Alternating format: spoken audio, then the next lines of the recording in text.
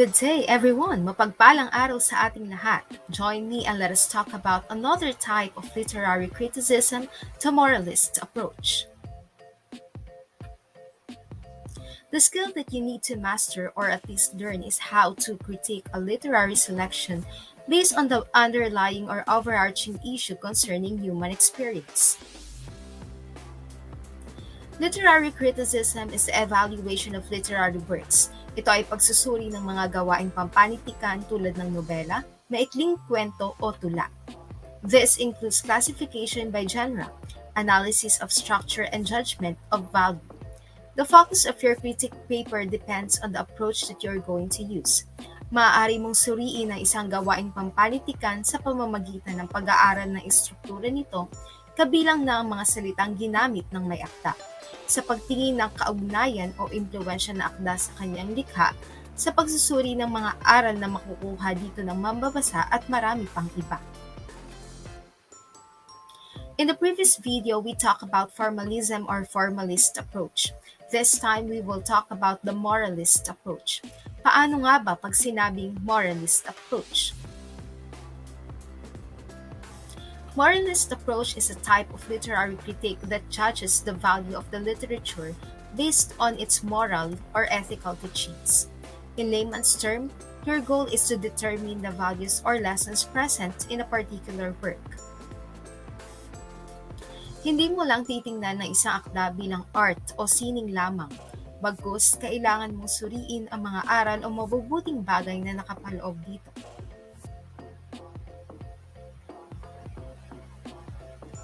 In writing using this approach, you have to look at the value or importance of the literary work. Nararapat na suriin mong mabuti ang kapakinabangan ng isang akda. It is used to determine whether a work conveys a lesson or message, and whether it can help readers lead better lives and improve their understanding of the world. Ang pagsusuri sa paraang ito ay nakatuon sa pagtukoy ng mga mabubuting aral o mensahe na maaaring mapulot ng mambabasa sa isang kwento, kanta o tula halimbawa. Maaari mo din ditong pag-aralan kung mayroon bang maidudulot na maganda sa mambabasa ang akda na maaari nilang magamit sa kanilang personal na buhay at upang maunawaan pa ang mundong kanilang ginagalawan. For example, you read a story or poem, or you listened to a song. Try to ask if the piece taught you something. May mabuti bang itong mensahe? May aral bang maaaring makatulong sa iyo upang maging mabuti? According to Edward Morgan Forster, every good story has a moral, and every bad story is a moral. Now, it is necessary to deduce the moral. Hindi maaaring walang aral na mapulot sa isang kwento. Maaaring sa ilan ay hindi ito halata kung kaya't dapat mong palitawin ang mga aral dito ano't ano pa man. For an instance, in the story called The Taximan Story by Catherine Lin, there's a part wherein the taximan talked about prostitution, wherein young schoolgirls were involved. However, even if he seemed to be not in favor of what they were doing, he let them be his passengers since he earned a lot from them. But he expressed his dismay when one day he found out that his daughter was one of those schoolgirls. He beat her and locked her up.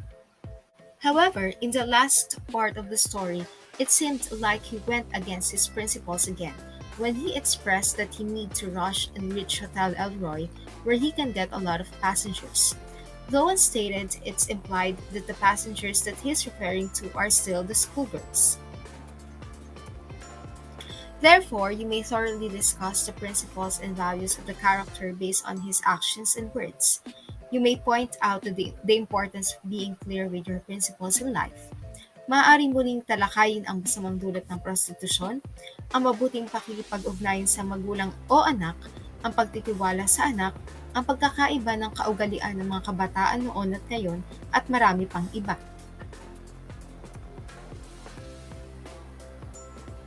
Writing a critique using a moralist approach allows the writer to praise ethically sound and virtuous works. Maaari mong purihin o bigyan ng pagkilala ang mga akdang may mabubuting aral na dulot sa mambabasa at ipagbawal ang mga akdang nagtuturo ng maling kaisipan sa mambabasa. For an instance, if a particular literary work promotes or justifies negative behavior or thoughts, you must express your complete disapproval towards it.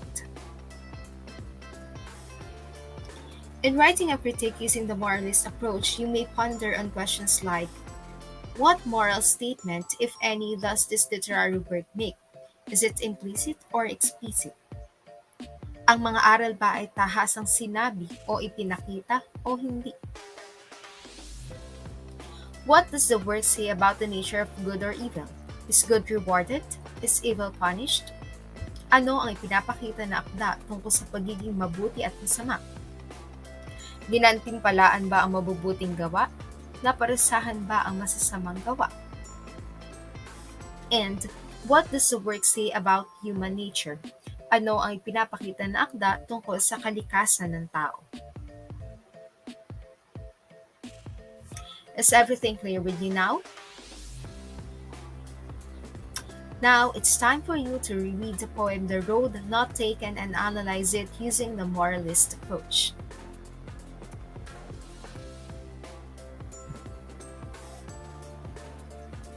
So you have to think, and think.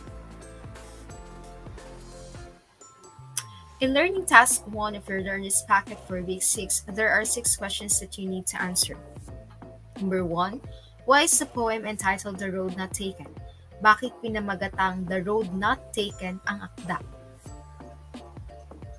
What attitude of the speaker is revealed by choosing the road less traveled by?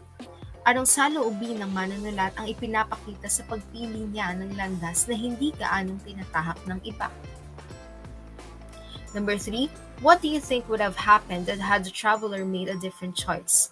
Ano sa palagay mo ang maaaring nangyari kung ibang landas ang kanyang pinili o tinahak? Number 4, does this choice influence his behavior in life? Why? Nakaapekto ba sa kanyang pag-uugali o pagtrato sa buhay ang kanyang napiling landas? Bakit? 5, how would you decide if you were in the same situation? Paano ka pipili o magpapasya kung ikaw ang nasa kanyang kalagayan? And number 6, recall a time when you had to make a difficult decision. Do you think you made the right choice? Was the outcome favorable or not? Alalahanin ang pangyayari sa iyong buhay na kinailangan mo magpasya. Sa palagay mo ba ay tama ang inyong naging pagpapasya? Maganda ba o hindi ang kinalabasan nito?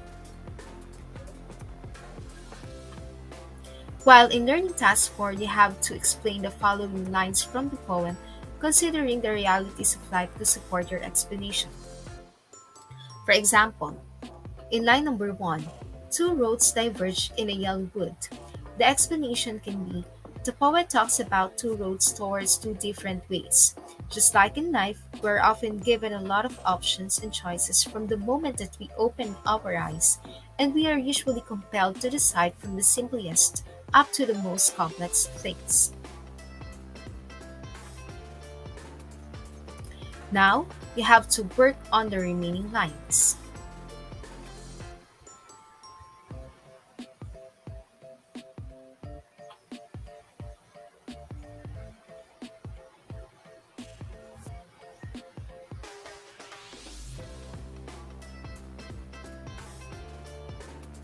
And that's it.